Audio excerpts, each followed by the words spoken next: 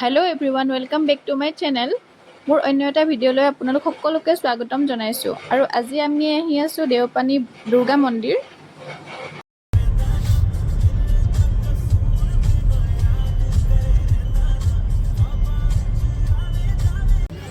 আৰু আমি আহি পাই গ'লোঁ।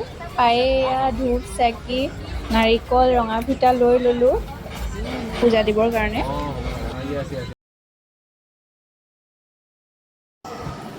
এয়া আহি পায়েই প্ৰথমে ধূপ আৰু চাকি জ্বলাই ল'লোঁ।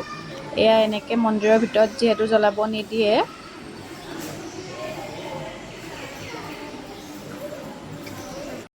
তাৰপিছত আহিলোঁ ৰঙা ফিটা বান্ধিবলৈ। আনিছিলোঁ যে সেই ৰঙা ফিটাডাল এই গছজোপা দেখিছেনে, সকলোৱে এনেকৈ ৰঙা ফিটা বান্ধি থৈ গৈছে।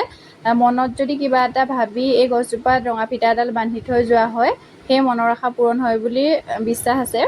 আৰু যেতিয়া মনৰ আশা পূৰণ হ'ব, তেতিয়া আহি ইয়াৰ পৰা যিকোনো এটা ৰঙা ফিটা খুলি দিলেই হ'ল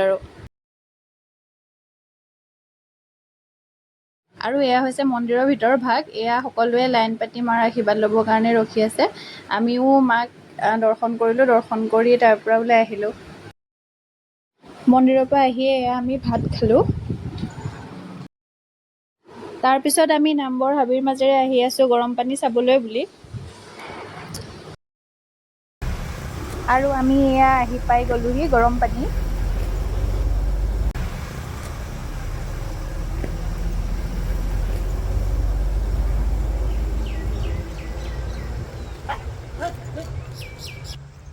এয়া এতিয়া আমি আহি আছোঁ গৰম পানী।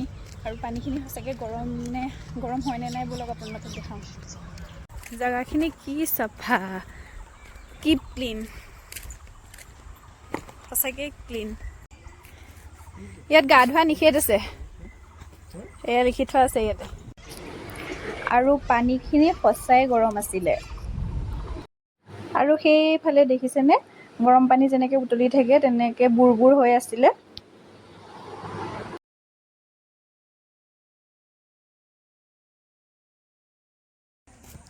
আৰু ইয়াৰ লগতে আছিলে হেঙিং ব্ৰিজ এখন, তাত এনেই এপাক খোজকাঢ়ি আহিলোঁ।